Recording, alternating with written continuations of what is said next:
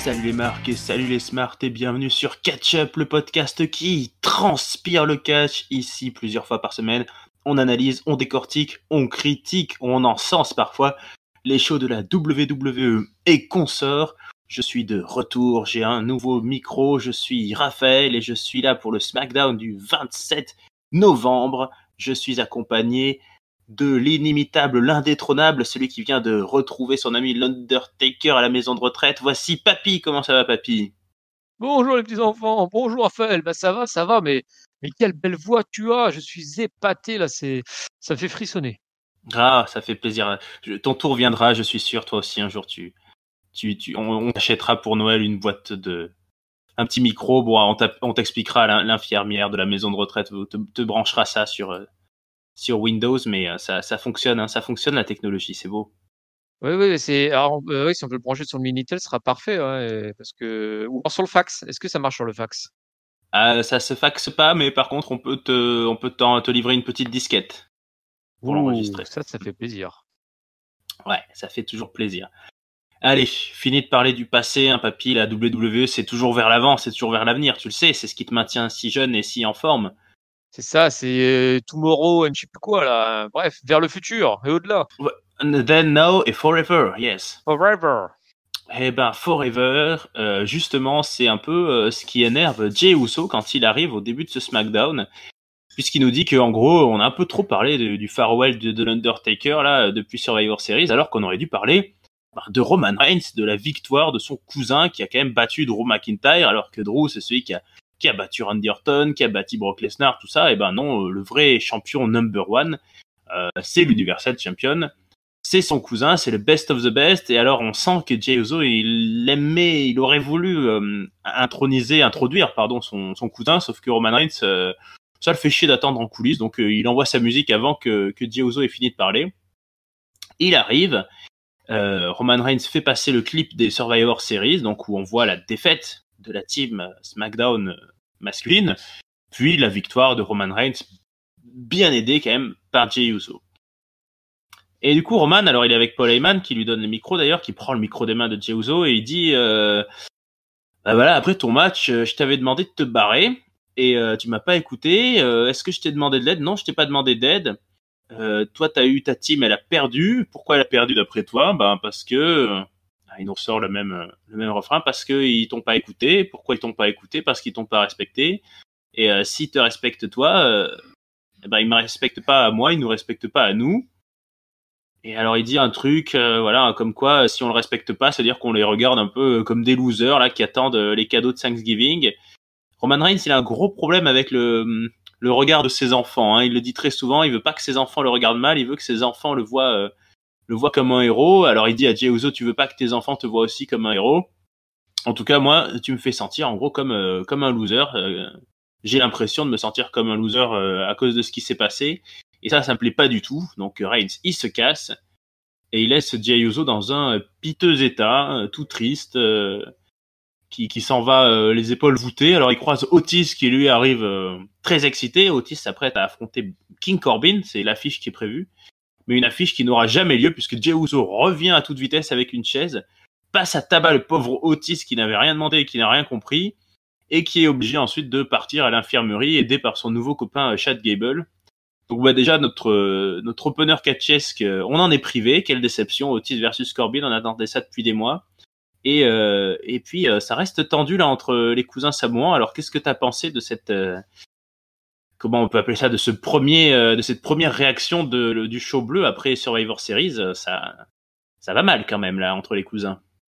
Ah oui, ça va mal. Bah, c'est le pauvre Jay là, il creuse chaque jour un peu plus. Là, il a eu un push de quelques semaines juste avant ses matchs contre Roman Reigns. Et depuis, c'est la décadence quoi. Donc, il se fait battre en weekly. Il se fait, son équipe se fait latter sur leur série. Il se fait vraiment prendre comme une merde par Roman Reigns qui le vire du stade. Ensuite, il revient l'aider, mais au lieu de le remercier, il l'engueule derrière en disant mais t'es rancune merde, je t'ai pas demandé ça et tout. Donc il passe son temps à se faire quoi qu'il fasse, un truc se faire engueuler, le pauvre Jey Uso. Et bah en même temps c'est ça, c'est le larbin en fait. Hein, mais de toute façon il a que des larbins autour de lui. Roman Reigns, il a Paul Heyman qui parle pas, il y a Jey Uso qui fait que des conneries. Et donc c'est bien, c'est que du coup tu vois que ça lui pèse un peu et qu'il attaque Otis, bah justement au sort de dire cousin, je vais me refaire la cerise et tout, je vais lui péter sa gueule à ce gros con. Et merde, effectivement, on rate le Corbin versus Otis. Bon bah partie remise ou pas?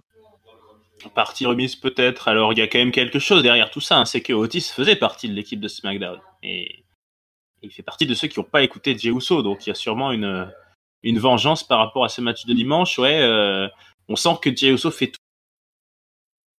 tout pour lire un petit peu d'admiration dans les yeux de Roman Reigns, mais bon, pour le moment là, ça n'a pas bien marché en tout cas au Survivor Series, et là, on va voir s'il va réussir à se rattraper ce soir. Il a très envie en tout cas. Alors, donc, qu'est-ce qui se passe dans ce match? Montez Ford, au début de match, arrive assez vite à se mettre en position pour faire son splash de From the Heavens, mais il le rate. Donc ensuite, il va prendre assez cher pendant plusieurs minutes. Puis il y a un hot tag qui réussit à se passer. Dawkins, il envoie un spinning neck breaker sur Dolph Ziggler, sa nouvelle prise favorite. Puis un spinebuster sur Robert Roode, pardon. Ford peut placer son gros splash, sauf que Dolph Ziggler arrive pour briser le pin. Et pendant qu'il y a un petit peu là d'intervention de part et d'autre, Robert Roode arrive à porter un roll-up à Montez Ford. Glorieuse victoire. Et voilà, après avoir battu les 10-time champions du monde que sont les New Day, eh bien les Street Profits tombent face aux terrifiants Ziggler and Roode pour un match pour le titre sûrement dans les prochaines semaines. Une feud qui démarre. Je sais que Papy, tu attendais la reprise des feuds intra-SmackDown, hein, puisque là, en retour sur Survivor Series, c'était un peu FUD interbrand. Est-ce que tu es content de celle-ci qui s'annonce? Oui, alors c'était au-delà de feu interbrand, c'est qu'en plus il se passait pas grand-chose côté SmackDown parce qu'on sait pas trop ce qu'ils foutaient en fait. SmackDown avant les sorties séries parce qu'ils construisaient pas vraiment leurs équipes, ils faisaient pas vraiment de rivalité. Les pauvres Street Profits étaient confinés comme nous d'ailleurs, mais eux c'était dans les coulisses, ils aimaient pas le droit de se battre. Ils passaient leur temps à parler avec Biggie en coulisses, donc je sais pas ce qui était passionnant à ça. Et donc là, bah, au moins ils reprennent par des fondamentaux, donc du catch. Bah ça fait plaisir. Alors c'est pas le plus tu vois par rapport à ce qui s'est passé à Raw avec les New Day où on a eu vraiment un gros bon match de catch. Là j'ai trouvé comme celui-ci était un peu en dessous parce qu'il j'ai trouvé assez court en plus coupé par la pub publicitaire. Mais en tout cas on redémarre quelque chose. Enfin on redémarre vraiment avec les divisions tag team qui a quand même connu une année dégueulasse. Donc je vais pas me plaindre de voir du catch dans cette division. Oui, bon, là c'était court. Hein. C'est vrai que ça fait peut-être un peu bizarre la grande, on va dire le grand écart entre un match énormément disputé qui est remporté par les Street Profits contre des légendes de la discipline là, aux séries, et puis là, bon, un match assez court qu'ils perdent un peu piteusement, mais bon, il faut souvent ça pour lancer une feud. Il faut souvent faire perdre les champions, c'est comme ça. Bon, oui, on va revoir du catch, on va revoir un petit peu. Et puis bon, à part Roode et Dolph Ziggler, de toute façon, hein, pas grand monde hein, chez Tag Team à SmackDown. Non, surtout qu'on voit plus Cesaro, Nakamura Non, là depuis quelques temps. c'est vrai. Et puis ouais, comme tu disais, hein, il y a besoin d'un reboot général de toutes les rivalités sur SmackDown, vu que bah, à part Roman Reigns qui fait son histoire dans son coin, t'as plus grand chose en fait qui tourne finalement parce que on a fini l'histoire Rollins, Mysterio et famille recomposée là. Et puis si t'as Sacha et Carmella sinon qui nous teasent depuis quelques semaines, mais à part ça t'as vraiment rien du tout qui est construit dans aucune division. Donc bon voilà, il redémarre. Ah, mais tout ça, ça arrive, hein, t'inquiète, on va en parler de tout ça. Justement, en parlant de reboot, alors on passe un peu au titre intercontinental où il n'y avait pas grand-chose ces dernières semaines à part une victoire de Sami Zayn par des comptes à l'extérieur sur Apollo Crews. Donc ce soir, il affronte Sami Zayn Daniel Bryan qui est interviewé et qui nous dit que sa stratégie, voilà, c'est d'accepter la situation, de rester zen, de rester concentré. Sami Zayn, lui, il est en pleine désillusion, il se croit le meilleur, il est dans une théorie du complot farfelue, donc bon, voilà. Daniel Bryan, il veut y aller sereinement, lui. Alors, Sami Zayn, lui, arrive sur le ring et il clash un petit peu Thanksgiving au passage, puisque c'est la fête du moment hein, aux États-Unis. Nous, ça nous touche pas trop encore en France. On a le Black Friday qui est arrivé, mais Thanksgiving, je suis pas sûr que ça vienne un jour. En gros, voilà, c'est la soirée des gros débiles d'Américains qui mangent de la bouffe grasse. Donc, Sami Zayn, ça lui plaît pas trop. Il dit à Daniel Bryan au passage que quand même Bryan a eu sa chance à WrestleMania et qu'il a perdu sa chance, mais forcément il aura sûrement une opportunité grâce à à l'autorité, puisque Sami Zayn est victime de sabotage, de complot, tout le monde veut le voir échouer. Voilà, il est dans dans ce registre-là, Sami Zayn. Bon, le match commence, et quand même, on a deux beaux protagonistes sur le ring. Sami Zayn arrive à plusieurs reprises à garder Daniel Bryan dehors longtemps, en lui faisant des dropkicks avant qu'il remonte sur le ring. Bryan, lui, ensuite, va pouvoir envoyer Sami Zayn dehors, le dominer assez longtemps au milieu du ring avec une série de dropkicks, de ces fameux yes kicks dans tous les sens. On se place sur cette zone très dangereuse qui est le rebord du ring, à l'extérieur des cordes. Sami Zayn place un brainbuster donc sur l'arête du ring à Daniel Bryan. C'est une grosse prise et il enchaîne même avec un Blue Thunderbomb au milieu du ring, mais ça sera simplement 2. Sami Zayn perd un peu de temps à trash-talker Daniel Bryan, forcément. Du coup, il se fait prendre dans un yes lock. Il arrive quand même à toucher les cordes avec son pied et donc à se sauver, à sortir du ring. Daniel Bryan s'élance pour un suicide dive sur Sami Zayn. Il en passe 1, il en place 2. Zayn décide de fuir. Il s'en va, il part du ring. Alors Daniel Bryan le suit. L'arbitre commence à compter, l'arbitre féminine de SmackDown. Et tout d'un coup, on revoit Sami Zayn qui arrive par l'autre côté. Il a fait le tour sûrement dans les vestiaires. Il arrive à toute vitesse et il gagne donc. Il bat Daniel Bryan par décompte à l'extérieur. Alors, il est tout content, Sami Zayn, il a réussi sa mission, il est bien content de son coup, sauf que bon, c'est pas aussi simple que ça, puisqu'en fait, on découvre très rapidement qu'en fait, Daniel Bryan est en train d'être tabassé par Jey Uso en coulisses. Donc en fait, ça, si on avait eu la caméra plus tôt, ça aurait sûrement été disqualification. Mais Jey Uso, voilà, il continue son entreprise vengeresse. Alors, je sais pas trop pourquoi, parce que Daniel Bryan n'était pas dans la team Survivor Series, mais bon, il y a déjà eu des affrontements entre Bryan et Jey Uso. Et Kevin Owens vient un peu aider à la rescousse de Daniel Bryan. Donc ça reste très tendu autour de Jey Uso. On va rester là sur cet affrontement. Titre intercontinental, qu'est-ce que tu en as pensé?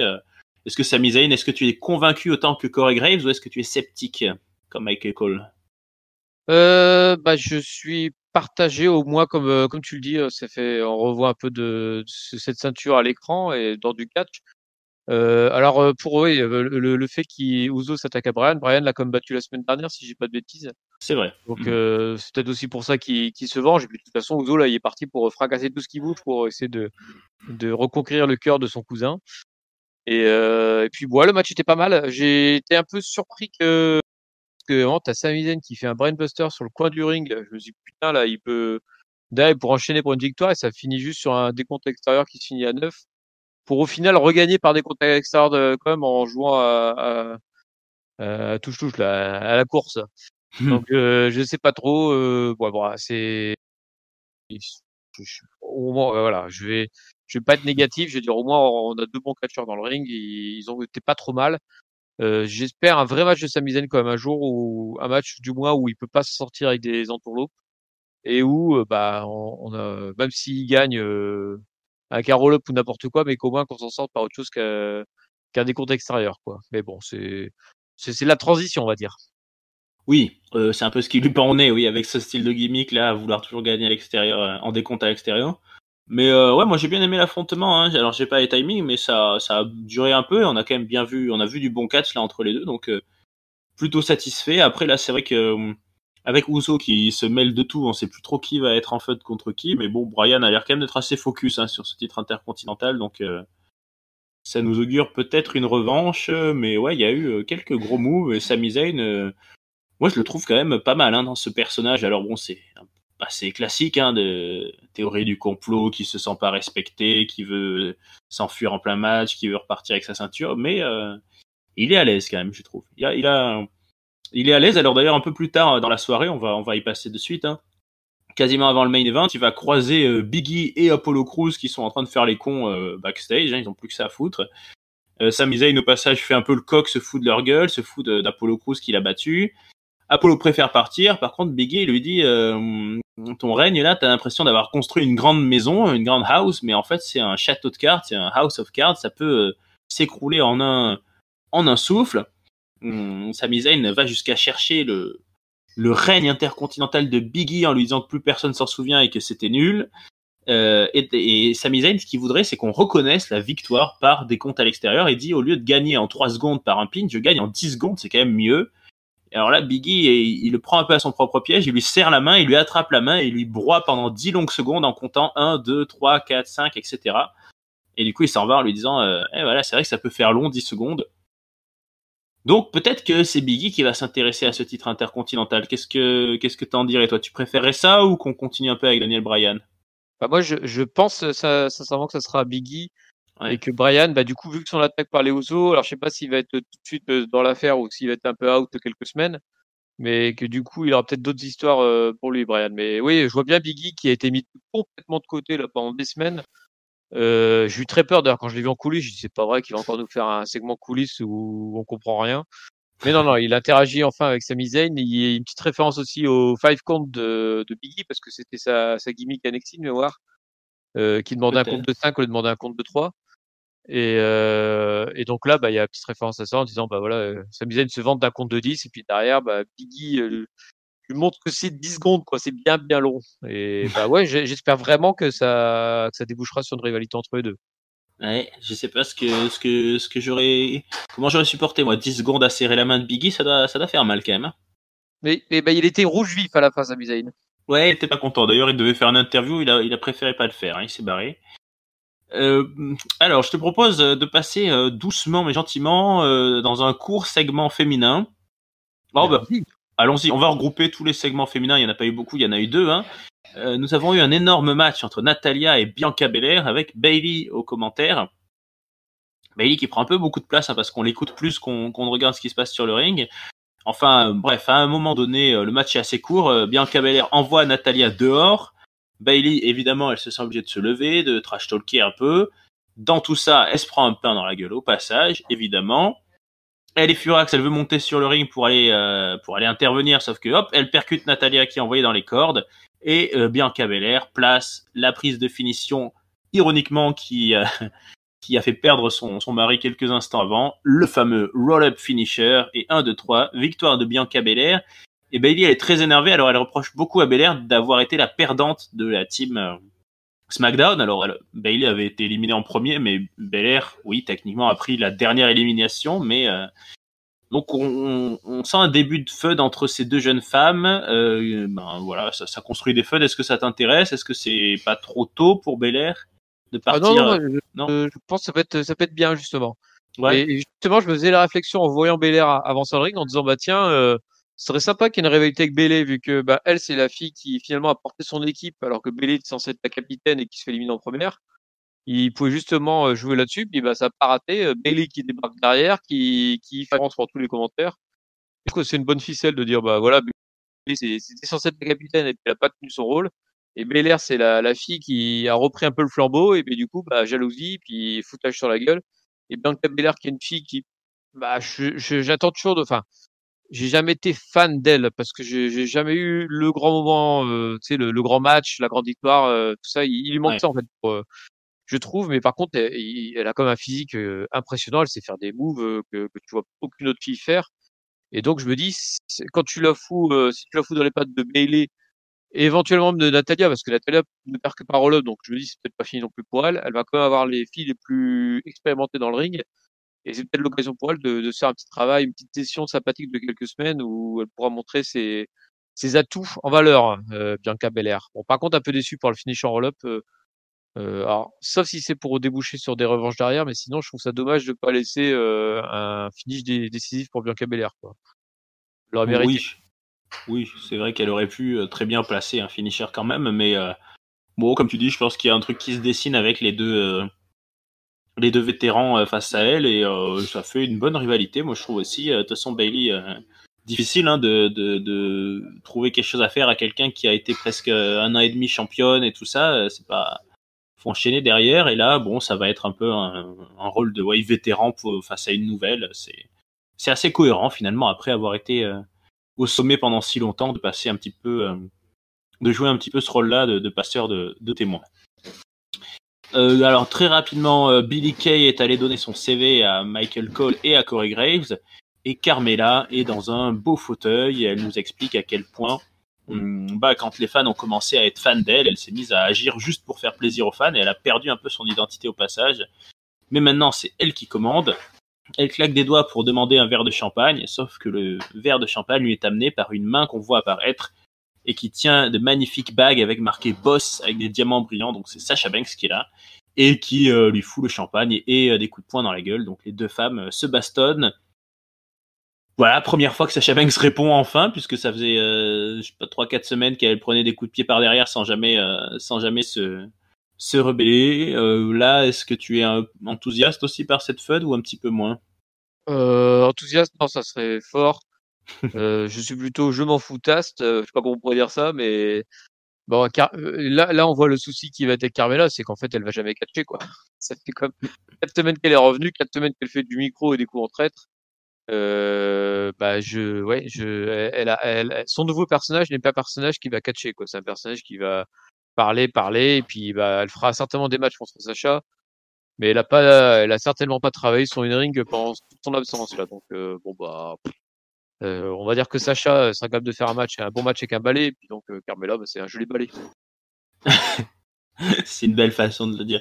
J'espère qu'elle a un petit peu augmenté son in-ring peut-être, mais c'est sûr que c'est bien le problème souvent avec ces... Alors ça arrive souvent chez les filles d'ailleurs, bon c'est arrivé aussi chez les mecs, mais voilà, de construire un personnage très sûr, très persuadé d'être au top, d'être le ou la meilleure, et puis de jouer beaucoup sur l'apparence physique, le costume, le bling bling, mais où derrière tu te dis bon, in-ring ça va pas coller quoi, ça va pas être très cohérent avec la gimmick. Alors soit ça devient de l'humour parce que c'est drôle, soit ça devient un peu bon, je sais pas trop si ça va pas être un peu un flop ce reboot de Carmelina là. Bah, c'est pour l'occuper le temps que Sacha retrouve une vraie challengeuse à l'horizon Rumble WrestleMania, je pense.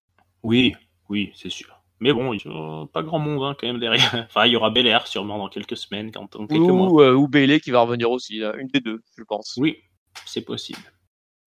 Allez, nous quittons le glorieux et doux monde féminin. On va repasser un petit peu chez les brutasses, chez les mecs, chez les costauds. Alors, en interview, pardon, j'ai raté ma ligne, pas du tout. Juste après l'interview qu'on avait eu de Daniel Bryan, par contre, nous avions eu la famille Rey Mysterio et Murphy, voilà, qui avec Aliyah, ils se tiennent par la main, c'est mignon comme tout.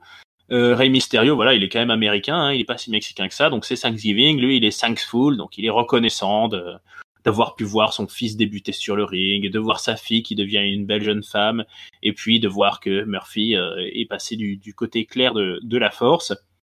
Et ils sont interrompus par l'empêcheur d'être heureux en rond, c'est-à-dire King Corbin, qui vient faire son gros réac en disant ça le fait chier de voir des gens heureux, que c'est tous de merde et que tout le monde, en gros, Murphy est en train d'utiliser le nom de Rey Mysterio tant qu'il vaut quelque chose, et voilà, il est pas très gentil.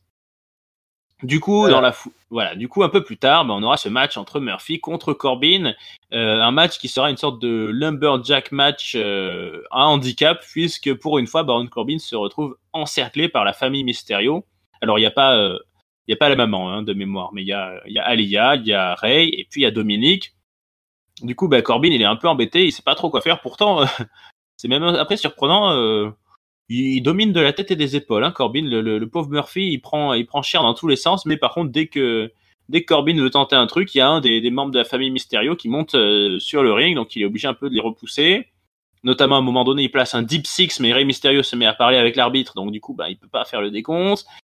Bon, ça prend cher de la part de Murphy. Dominique intervient aussi à un moment donné, et là, à ce moment-là, Corbin perd un petit peu le contrôle du match. Il encaisse le genou de Murphy dans la tête.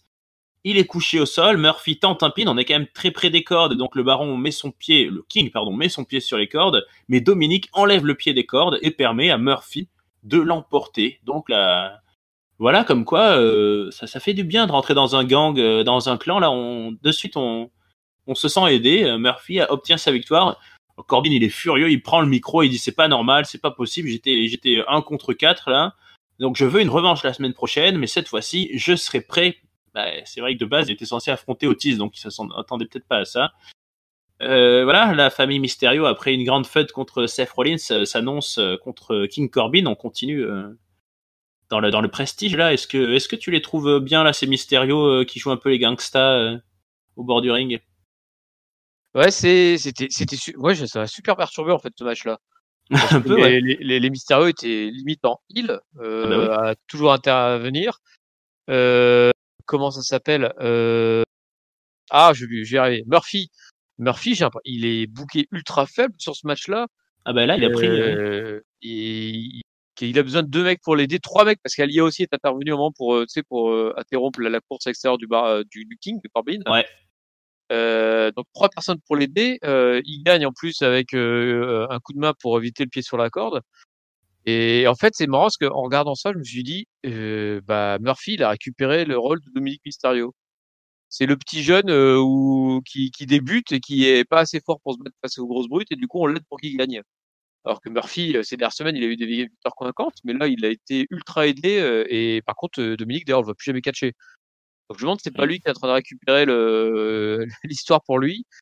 À voir ce que ça va donner les prochaines semaines, parce que Corbin qui dit je serai préparé la semaine prochaine, j'ai un petit espoir fou qui va venir avec des renforts. Et que du coup, on va peut-être avoir Ray plus Dominique plus Murphy versus Corbin et tu vois, 2 gars, par exemple. Ouais. Je sais pas moi, imaginons qu'il trouve un Japonais et un Suisse, et qu'il les prenne avec lui. Ça pourrait être pas Oui. mal. S'il y a un Japonais, un Suisse et un Américain qui rentrent dans un bar, après, je sais pas comment ça finit, mais ça peut péter des tables. Voilà, donc Ouais. ça peut être pas mal. Donc, mais bon, Moi, je laisse voir, mais c'est très surprenant comme début de rivalité. j'ai pensé à ça aussi. Au début, quand il a pris le micro, j'ai cru qu'il allait demander un truc à Stipu, là, du genre style cage match, mais ça m'étonnait un peu que ça démarre aussi violent si tôt. Non, alors oui, comme tu dis, le fait de dire je serai prêt, à mon avis, ça peut présager quelque chose. Assez étonné, oui, de plus du tout voir Dominique sur le ring, et puis Murphy, ouais, il a fait un move, là. Il a donné un coup de genou, je crois. Bon, c'est comme ça, mais alors c'est vrai qu'après avoir un peu critiqué Rollins et tous ces petits coups en traître, là, on se met à faire quasiment la même chose. C'est un peu étonnant. Drôle de booking dans la famille Mysterio. On Eh verra bien. bien, ouais, on verra bien, mais on arrive au main event là, hein, notre main event de ce soir. T'es prêt, papy? Ah bah là, je suis impatient. Alors, bah, comment il est arrivé ce main event? C'était un peu plus tôt dans la soirée quand Jey Uso a tabassé Daniel Bryan. Owens, il est venu aider Bryan et il est même allé retrouver tout le clan samoan avec Roman Reigns et Paul Heyman, et il leur a dit les gars, vous êtes dans vos problèmes de famille, faut pas venir foutre ça le bordel dans le roster, hein. Roman, c'est pas ton aire de jeu ici, it's not your playground. Donc tu dis que t'es fan de la famille, mais tu traites ton cousin comme de la merde. C'est pas cool. Owen s'en va, et Reigns il regarde Jay, il lui dit tu vois là par exemple Kevin Owens il me regarde pas avec de la peur. Eh ben il va falloir que tu règles ça, fix that. Et un peu plus tard on voit Paul Heyman qui discute avec Adam Pearce pour nous booker donc le main event, Jey Uso contre Kevin Owens. Ce qui encore une fois prouve que les main events de SmackDown sont décidés à peu près au bout de 40 minutes de show, hein, puisque Paul Heyman on a dû le voir en toute fin de show. Je sais pas ce qu'ils avaient prévu sinon, comme il y aurait peut-être pas eu de main event sûrement. Bref, passons au-delà de ses préoccupations. Jey Uso contre Kevin Owens. Alors Owens, assez tôt dans le match, à l'extérieur du ring, il est projeté l'épaule dans les escaliers. Jey Uso part pour un suicide dive, mais Owens arrive à le choper au passage et à l'envoyer la tête dans le poteau. Puis 2 super kicks. Il fait un senton bomb depuis l'arrêt du ring.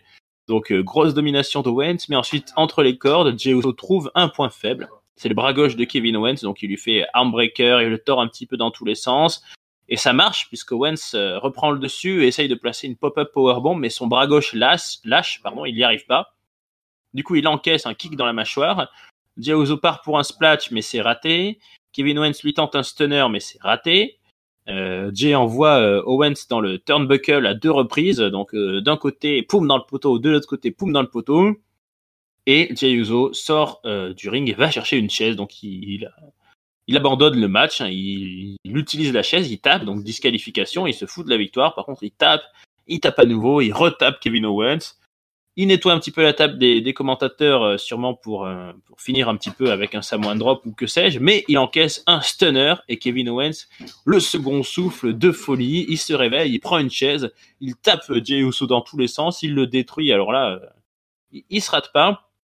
Et en faisant ça, il parle à la caméra, donc il parle en fait directement à Roman Reigns, qui regarde tout ça depuis sa télé, on le voit, Roman Reigns. Et Kevin Owens, il lui va fort, il lui dit vas-y, t'es où là? T'es où pour aider ta famille? Tu crois que j'ai peur de toi? Moi, j'ai peur de personne. I fear no one. Il est vraiment très intense, Kevin Owens. Il place un nouveau stunner à Jey Uso. Et alors, il prend sa chaise et il se met au bout de la table des commentaires. Il se met à la tête de la table, à la head of the table, Kevin Owens, et il réclame Roman Reigns. Voilà, il lui dit où es-tu? Je t'attends, en gros. Et il y a une grosse intensité de regard par écran interposé qui se fait. Roman Reigns, il sent qu'il y a du grabuge et il sent, je pense, qu'il va devoir intervenir. Donc on finit notre épisode de SmackDown là-dessus. Qu'est-ce que tu as pensé de ce main event plein de transpiration, de sueur et de violence?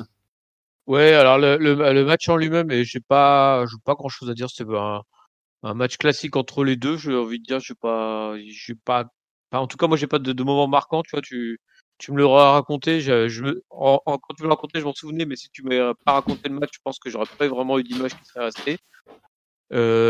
Par contre, on en parlait tout à l'heure avec la titre intercontinental, le retour de Big E. On en parlait aussi des tag teams qui se réveillaient. Retour de Kevin Owens. Ça faisait aussi des semaines là qui foutait rien, même quand il était dans l'équipe de SmackDown, on le voyait même pas. De toute façon, il venait pas.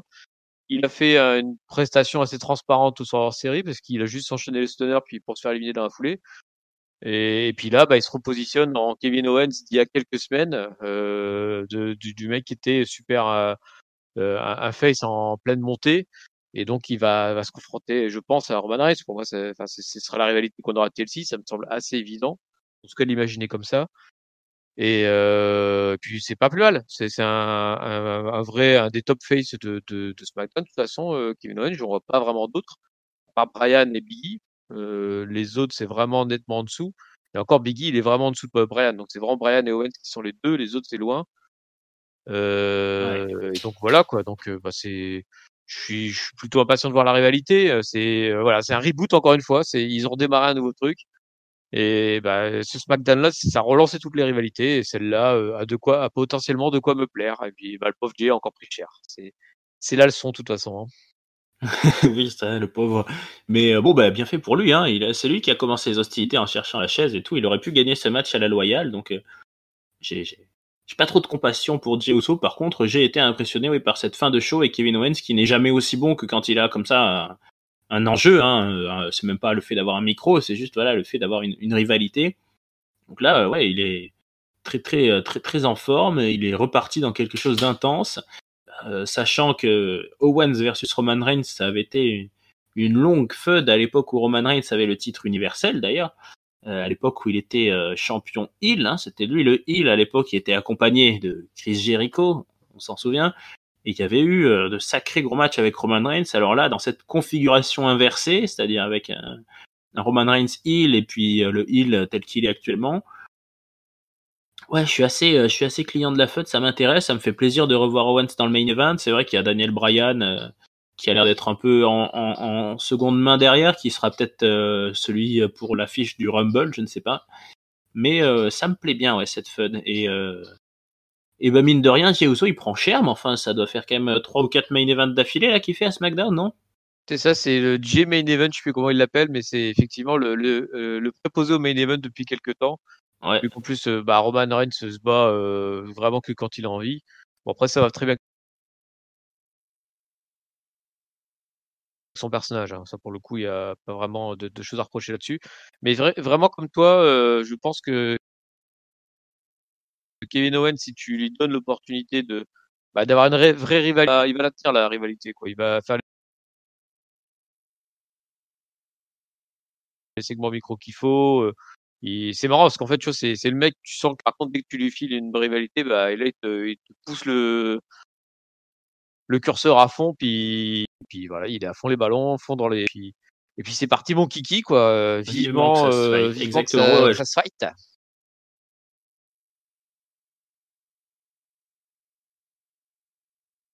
je le sens. Moi, je pense que sur ces catcheurs qui a fait certains des plus beaux matchs et des meilleures heures de la WWE, Kevin Owens, donc ça fait plaisir hein, de le revoir. Bon, il a fait le meilleur match de WrestleMania, je dirais, contre Seth Rollins. Donc il y a quand même quelque chose à faire. Après, ouais, comme tu dis, hein, Roman, je sais pas si c'est une question d'état de santé ou de gimmick, mais il va être surtout parti, je pense, pour nous faire des gros matchs de pay-per-view et puis peut-être à chaque fois un bon mois de pause entre les deux. Mm.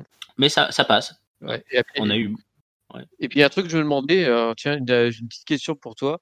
Est-ce que quand tu vois Jey Uso se faire latter semaine après semaine, tu te dis pas que Roman Reigns va finir par recruter quelqu'un d'autre en plus avec lui, quoi. Pour avoir un vrai homme de main qui soit un peu plus performant que Jey Uso. Parce que là, c'est l'homme de main dans les comics ou dans n'importe quoi, le mec qui se fait latter tout le temps, quoi, par le super-héros, Jey Uso. Mais il est vraiment pas impressionnant. Et je me demande si demain, Roman va pas se chercher à prendre une espèce de une grosse bestiole là et qui foutrait derrière lui pour leur rajouter encore plus un clan dominant, quoi. Tu vois, un Baba Koto ou je sais pas quoi, là, une espèce de grosse bête qui viendrait renforcer le clan. Ah ouais, puis il y a des origines samoanes là aussi, non? Ou... Non, je crois qu'il est polonais, lui, non? Hein? Bagakoto, là, je crois qu'il était polonais de mémoire. Ah, polonais, donc rien à voir. Non, c'est assez loin quand même, les îles Samoa de la Pologne. Mais oui, c'est possible. Alors c'est marrant hein, parce que Jey Uso, ils nous l'ont quand même mis très fort. Hein. Ils battaient AJ Styles, ils battaient Daniel Bryan. Il y a eu une époque où on avait l'impression que qu'il faisait jeu égal avec Reigns. Ça, c'était pour monter la feud entre les deux. Mais là, depuis qu'il a perdu contre son cousin, ouais, il a vraiment retrouvé le statut d'homme de main. Bon, il a reperdu contre Drew, contre Bryan. Bon, là, c'est un peu particulier parce qu'il perd pas vraiment le match. Mais par contre, ouais, dans la foulée, il prend cher. Je sais pas si Jimmy est complètement out ou s'ils veulent juste garder la gimmick de un peu scission entre les deux frères justement parce que bon, Jimmy a l'air plutôt d'être celui qui va probablement tirer Jay hors de tout ça, je pense. Peut-être qu'on va vers un autre homme de main pour Roman Reigns. Je saurais pas dire, mais je trouve qu'en termes de qualité de main event et de qualité de match, il tient bien son rang quand même. Hein. Il y a pas à rougir de Jey Uso. Oui, il y a pas de souci au niveau du ring, mais c'est vraiment l'aspect que Roman, il a un clan, mais il a un clan avec Paul Heyman qui parle plus et Jey Uso qui se fait latter la gueule. Donc c'est pas un clan dominant. Il y a vraiment que lui dans son clan. Ouais, après c'est l'histoire de la famille, donc c'est la gimmick. On sait pas trop hein, si pour le moment on va dire que la mission marche. Roman Reigns il est pas tant sollicité que ça, il a un peu son garde-fou qui est Jey Uso. Sa ceinture est pas trop menacée. Peut-être que il considère que Jey Uso fait le taf, mais ça durera peut-être pas effectivement. On verra. On verra. Eh bien, écoute, papy, avant de voir, hein, puisque ça, ce sera pour les prochaines semaines, nous avons fini pour ce SmackDown. J'écoute donc ton mot de la fin avec attention, surtout que ça fait longtemps que je n'ai pas écouté en direct le mot de la fin de papy. Alors, ton top, ton flop et ta note, s'il te plaît. Oui, alors je vais essayer d'être surprenant. Qu'est-ce que je vais pouvoir trouver comme top flop? C'est marrant parce qu'en fait, c'est un show où j'ai pas vraiment de flop et j'ai pas vraiment de top. C'est-à-dire il s'est passé d'un espèce d'entre-deux pendant tout le show. Je vais essayer comme d'en dégager un de chaque. Donc en top, donner Kevin Owens qui semble se diriger vers une place de challenger numéro un parce que bah voilà comme je le disais c'est le genre de mec et bah si tu le mets dans un truc et bah directement il se remet à fond dedans, il fait des bons matchs, il fait des bons segments micro puis voilà j'ai toute confiance en lui. En flop je vais le donner au fait qu'on ait aucun finish clean, je crois, ce soir. Hein. On a eu un roll-up pour commencer, un roll-up pour continuer, le pied dans les cordes pour milieu, et puis un coup de chaise à la fin. Je pense pas oublier de match, mais en Eh tout cas, ben, il y a eu le 10 secondes à l'extérieur. et le 10 secondes extérieur, voilà. Donc, on a eu la totale des finishes non clean. Une fois de temps, j'ai vraiment, moi, je suis vraiment pas le mec qui dit, ah non, un match, elle peut se finir que par soumission ou tomber, tout ça. Mais par contre, faites-en, je veux dire, les mecs, ils ont des finishers, utilisez-les quand même une fois ou deux par show, quoi. Là, Ouais. faire que des finitions clean, c'est un petit peu, ouais, c'était un petit peu abusé, quoi. On sent qu'ils lancent des rivalités, qu'ils veulent pas griller toutes les cartouches tout de suite. Mais bon, du coup, ça faisait un peu cheap, quoi. Et du coup, ma note, bah, je vais donner un 2,5 parce que, bah, c'était pas mauvais, c'était pas bon non plus. Il y a des bonnes idées, mais c'est que le début, donc, bah, 2,5. Ouais, je suis assez d'accord avec ton analyse. Hein. Moi, j'ai un peu cette impression d'avoir assisté à un show bien, moyen, pas trop mal, mais je reste de ton côté pour le top. Je le mets au main event de Kevin Owens et à cette intensité du segment final. Pour moi, c'est vraiment ce qui a rendu le show justement intense, hein, parce que pour le reste, on sent que ça débute, donc on n'est pas encore dans une haine pure, dans une violence totale, dans des grandes attaques, alors que là, bon, on y est quand même, hein, un coup de chaise, stunner. Les Senton Bombs de Kevin Owens, je les aime beaucoup aussi. J'ai toujours l'impression que vraiment c'est une montagne qui te tombe dessus, donc top pour Kevin Owens. Ouais, moi le flop ça sera le segment de la famille Mysterio. Alors j'étais moins là ces dernières semaines, mais de plus en plus quand même, hein, dans cette feud avec Rollins et Murphy. Il passait de gentille petite famille sympa à un peu clan de gitans là qui a l'air prêt à tout. Et là ils étaient un peu du côté magouille clan de gitans. D'ailleurs je comprends toujours pas pourquoi ils sont tous aussi nombreux à chaque fois sur le ring. C'est ce qu'a pas arrêté de dire Corey Graves, pourquoi ils sont tous là. Bon, ça y est, on a compris. Maintenant il y a une gimmick famille Mysterio, mais c'est vrai que c'est un peu bizarre. Non, ça m'a pas autant. J'aime voir King Corbin perdre et être en situation de difficulté, autant là ça aurait pu être plus subtil. Comme tu dis, il aurait très bien pu prendre un finisher clean au milieu du ring, un tombé clean, mais avoir été un peu distrait avant, c'était pas très grave. Là, cette histoire de pied sur corde, en plus, j'ai pas trouvé ça bien exécuté parce qu'il a tellement envoyé le pied loin, Dominique, que c'est pas possible que l'arbitre ait pas vu quelque chose. Enfin, c'était un peu bizarre. Et moi, je vais monter un petit peu la note en passant à 2,75 parce que il y a pas eu de trucs trop pourris, disons, dans le ring. Ça a eu quand même un peu de bonnes performances avec Bryan, Zayn, Uso et Kevin Owens, et puis un petit peu les Street Profits, même si ça a été court. Donc, plutôt un bon effort. J'encourage l'effort pour le début des feuds, mais voilà, on attend encore du lourd à ce niveau-là. Ben voilà, papy, écoute, ça m'a fait plaisir d'être avec toi pour ce premier SmackDown de mon nouveau micro. Coucou le micro. Une nouvelle ère s'ouvre pour Catch Up. J'espère que toi, tu as été... ça t'a plu d'être ici aussi avec moi pour cet épisode? Ah, j'étais heureux d'être là pour ta première, hein. C'est toujours important d'accompagner des jeunes pour leur première fois. Ah c'est très gentil à toi. Alors, je reprends la main, et là, c'est le passage un peu délicat de la promo, mais je vais y arriver sans problème. Voilà, chaque semaine, écoutez-nous, vous pouvez nous rejoindre sur Discord si cet épisode vous a plu. Vous avez les réseaux sociaux, Twitter, Facebook, Instagram, Catch Up CDC, la chaîne YouTube Catch Up CDC. Voilà, on est à plus de 1000 abonnés, donc continuez à nous rejoindre, hein, n'hésitez pas.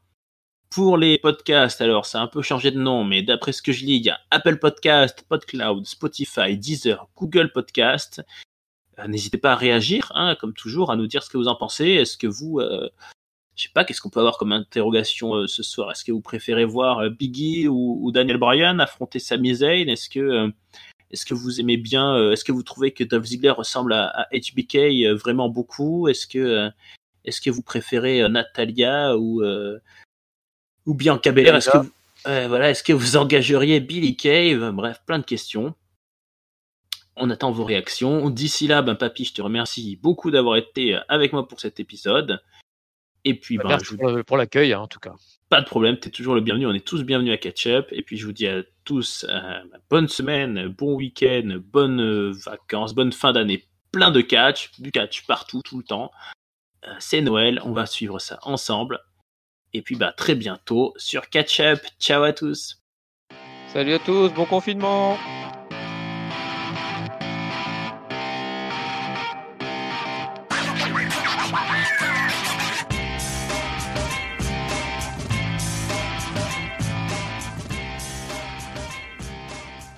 Confinement entre les cordes.